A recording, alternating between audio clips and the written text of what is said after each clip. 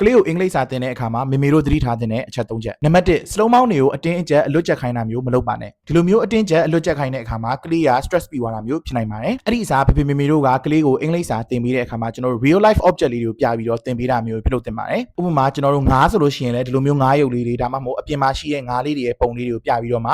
FISH fishဒါလေးကငါးလေးကိုခေါ်ရဲအဲ့လိုမျိုးသင်ပေးသင့်တယ်ပေါ့နော်ဥပမာကျွန်တော်တို့ laptop ဆိုလို့ရှိရင်လည်းဒီ laptop ပုံလေးကိုပြပြီးတော့မှ LAPTOP laptop အဲ့လိုမျိုးသင်ပေးလို့ရှိရင်ကလေးကသူကိုယ်တိုင်မျက်စိနဲ့မြင်ထားရတာဖြစ်တဲ့အတွက်ကြောင့်မလို့ပို့ပြီးတော့မှတ်မိနိုင်ခြေရှိပါတယ်နံပါတ်2ကလေးကမှားသွားတဲ့အခါမှာကိုကစိတ်မရှိဘဲနဲ့စူမိတာမျိုးလုံးဝမလုပ်ပါနဲ့ဒီလိုမျိုးငငယ်ရွယ်မှာကလေးကမှားတာကိုကိုကစူမိတဲ့အခါကလေးကြီးလာလို့ရှိရင်လုပ်ငန်းခွင်လိုနေရာမျိုးရောက်တဲ့အခါသူတို့တခုခုမေးပြီဆိုလို့ရှိရင်သူတို့မဖြေရတော့တာကြောက်တာမှားမအောင်ကြောက်တာအသစ်ဆန်းဆိုလို့ရှိရင်စမ်းပြီးတော့ try မလုပ်ရတော့တာမျိုးဖြစ်တတ်ပါတယ်အဲ့ဒီအစားကလေးကမှားသွားတဲ့အခါမှာကိုကမှားသွားတဲ့ကိစ္စမရှိဘူးပြန် try လို့ရတယ် it's okay to be wrong sometimes တခါတလေမှားတာကဘာမှမဖြစ်ဘူးအေးဆေးပဲဆိုပြီးတော့ကလေးကိုကမိဘတယောက်အနေနဲ့ encouraging လုပ်ပေးသင့်ပါတယ်နံပါတ်3ကလေးကစိတ်မပါတဲ့အခါဒါမှမဟုတ်စိတ်ပင်ပန်းတဲ့ sign တွေကိုပြနေတဲ့အခါမှာကိုကစာအတင်းတင်တာမျိုးမလုပ်ပါနဲ့ကလေးကစိတ်အရာပဲဖြစ်ဖြစ်ဒါမှမဟုတ်ခန္ဓာကိုယ်အရာပဲဖြစ်ဖြစ် mentally ဒါမှမဟုတ် physically ပင်ပန်းတဲ့ sign တွေပင်ပန်းတဲ့လက္ခဏာတွေပြနေတဲ့အခါမှာကလေးဘာလို့အပ်လဲဆိုတာကိုအရင်ဆုံးစဉ်းစားသင့်ပါတယ်ဒီနေရာမှာကျွန်တော်တို့ထည့်သွင်းစဉ်းစားသင့်တာကတော့ကလေးကဒီနေ့ကျောင်းကိုအကြာကြီးသွားထားရတာလားကျောင်းမှာစာတွေအများကြီးသင်ခဲ့ရလားဘယ်နေရာမှာပင်ပန်းခဲ့လဲဥပမာသင်တန်းနေဆိုလို့ရှိရင်လည်းသူဒီနေ့ဒီနေ့ကိုအများကြီးသွားထားလားနေမကောင်းဖြစ်တာကနေနလန်ပြန်တူကားစားအချိန်ပဲရှိသေးတာလား recovering လုပ်နေတဲ့ကာလပေါ့နော်ဆိုတော့ဒီလိုအချိန်မျိုးတွေမှာကလေးကိုစာအတင်းသင်ခိုင်းမဲ့အစားသူ mentally အရာ rest